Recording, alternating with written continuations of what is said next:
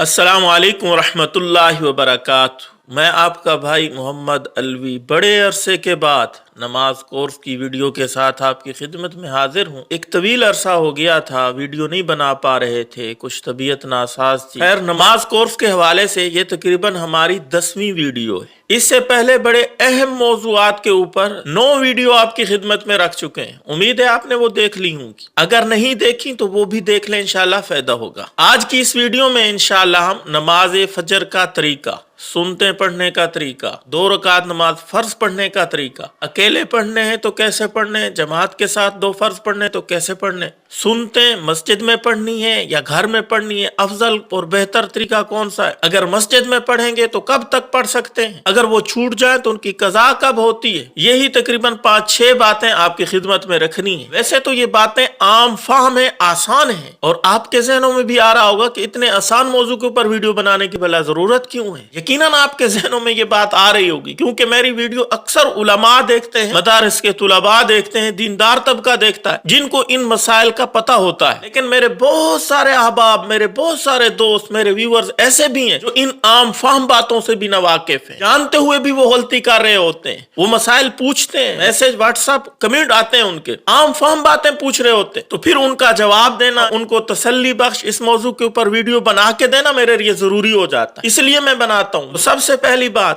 نماز فجر کی رکعتیں کتنی ہیں؟ 4 رکعتیں، ان میں سے چاروں کی چاروں ضروری ہیں، 2 سنت موقدہ ہیں، وہ بھی اگر بغیر کسی عذر کے، بغیر کسی مجبوری کے آپ چھوڑ دیں گے تو گناہگار ہوں گے، اور 2 رکعتیں فرض عین ہیں، یعنی ہر بالغ مرد اور عورت کے ذمے ہیں، نہیں پڑھیں گے تو گناہگار ہوں گے۔ تو 2 سنتیں اور 2 فرض، 4 رکعتیں ہو گئیں۔ اب آتے ہیں دوسری بات کی طرف، یہ سنتیں جو پڑھنی ہے یہ گھر میں پڑھنی ہے یا مسجد میں پڑھنی ہے، افضل کہاں ہے؟ تو حدیث پاک میں آتا ہے صلاۃ الرجل فی المنزل افضل الا المکتوبہ، اس کا مفہوم ہے سنت اور نوافل گھر میں پڑھنا افضل ہے، الا المکتوبہ، سوائے فرضوں کے، فرض مسجد میں پڑھنا ضروری اور افضل ہے۔ تو پتہ چلا کہ فجر کی جو 2 رکعتیں سنت موقدہ ہیں یہ گھر میں پڑھنا افضل ہے، اور نبی علیہ الصلوۃ والسلام کا معمول بھی یہی تھا، نبی علیہ الصلوۃ والسلام فجر کی 2 سنتیں گھر میں پڑھتے تھے۔ تو آپ حضرات بھی گھر میں پڑھ لیں اگر آسانی سے پڑھ سکتے ہیں، اگر گھر میں نہیں پڑھ سکتے تو مسجد میں جا کے پڑھ لیں۔ تیسری بات جو کہ انتہائی ضروری ہے، بعض دفعہ مسجد میں انسان جاتا ہے، جماعت کھڑی ہوتی ہے، اب یہ اس وقت سنتے پڑھے یا جماعت کے ساتھ شریک ہو جائے، تو دیکھیں آپ کو چاہیے کہ آپ وقت لے کے مسجد میں جائیں، جماعت سے پہلے پہنچ جائیں تاکہ آسانی کے ساتھ سنتے آپ پڑھ لیں۔ اگر کسی مجبوری کی وجہ سے آپ لیٹ ہو جاتے ہیں، مسجد میں جاتے ہیں، جماعت کھڑی ہے، تو اس کی 2 صورتیں ہیں، مسجد بڑی ہے یا چھوٹی ہے، یا مسجد چھوٹی ہے ساتھ کوئی حجرہ ہے، اور اس کے ساتھ یہ بھی کہ سنتے پڑھنے کے بعد جماعت کو پا لینا بھی ممکن ہے، تو پھر آپ کسی کونے میں کھڑے ہو کے مسجد کے سنتے پڑھ لیں۔ مسجد چھوٹی ہے تو حجرے میں جا کے آپ سنتے پڑھ لیں، اور اگر مسجد بھی چھوٹی ہے اور حجرہ بھی نہیں ہے تو پھر آپ کے لیے افضل اور بہتر یہ ہے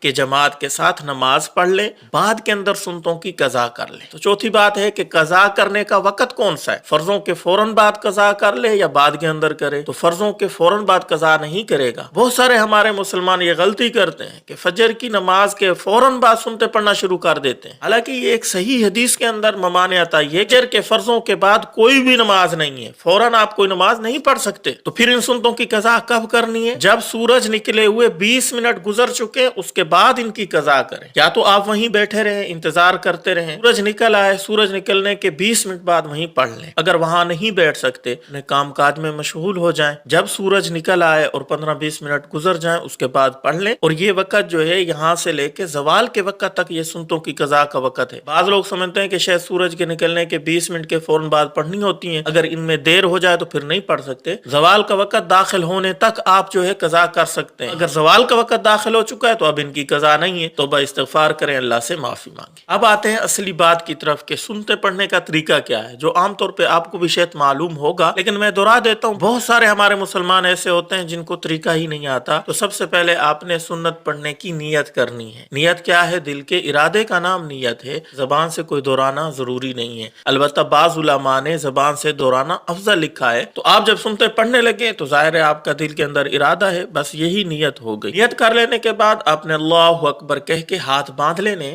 ثنا پڑھنی ہے، سبحانک اللہ پڑھنا ہے، اور پھر اعوذ باللہ پڑھنی ہے، پھر بسم اللہ پڑھنی ہے، پھر سورۃ فاتحہ پڑھنی ہے، اور ساتھ کوئی اور سورت ملانی ہے، پھر رکوع میں جانا ہے اللہ اکبر کہہ کے، 3 تسبیحات अत्तहियात पढ़नी है सुभान रब्बियल अज़ीम, फिर समी अल्लाहु लिमन हमीदा रब्बना लकल हम्द, फिर 2 सजदे, फिर दूसरी रकत के लिए खड़े हो जाना है। अब खड़े होके आपने सना नहीं पढ़नी, बिस्मिल्लाहिर्रहमानिर्रहीम पढ़नी है, फिर सूरत फातिहा और 7 सूरत मिलानी है, फिर इसी तरह रुकू है, 2 सजदे हैं, अत्तहियात, इस तरह आपने 2 रकतें ये सुनते मुकम्मल कर लेनी है। और 2 रकात नमाज फजर के फर्ज जो है वो भी इसी तरीके से पढ़ने हैं। अगर आप अकेले पढ़ रहे हैं तो जिस तरह ये सुनते पढ़िए इसी तरह बिल्कुल फर्ज पढ़ेंगे। अलबत्ता अगर जमात के साथ पढ़ रहे हैं, और अफजल और बेहतर भी यही है कि आप जमात के साथ पढ़ें, फिर इसका तरीका थोड़ा सा मुख्तलिफ है। आप दिल में नियत कर लेंगे, साथ इमाम के पीछे खड़े होने की भी नियत कर लेंगे, और इमाम साहब अल्लाहु अकबर कहेंगे, आप भी अल्लाहु अकबर कह के हाथ बांध के खड़े हो जाएंगे। अब इमाम साहब भी सुभानक अल्लाह पढ़ेंगे, आपने भी सुभानक अल्लाह पढ़नी है। फिर इमाम साहब औज़ु बिल्लाह बिस्मिल्लाह पढ़ के किरात शुरू कर लेंगे, आपने ना औज़ु बिल्लाह पढ़नी है ना बिस्मिल्लाह पढ़नी है, बल्कि सना पढ़ के खामोश खड़े हो जाना है। फिर इमाम साहब अल्लाहु अकबर कह के रकू में जाएंगे, आपने भी अल्लाहु अकबर कहना है, रकू में जाना है, और रकू की 3 दफा तस्बीह पढ़नी है। फिर इमाम साहब समी अल्लाहु लिमन हमीदा कहेंगे, आपने समी अल्लाहु लिमन हमीदा नहीं कहना, बल्कि आपने रब्बना लकल हम्द कहना है। इमाम साहब अल्लाहु अकबर कह के सजदे में जाएंगे, आपने भी अल्लाहु अकबर कहना है, सजदे की तस्बीहात पढ़नी है। फिर अल्लाहु अकबर कह के बैठना है जलसे में, फिर अल्लाहु अकबर कह के सजदे में जाना है, वहां तस्बीहात पढ़नी है। इसी तरीके से दूसरी रकत के लिए जब आप खड़े होंगे, आपने आप बिल्कुल खामोश खड़े रहना है, न बिस्मिल्लाह पढ़नी है,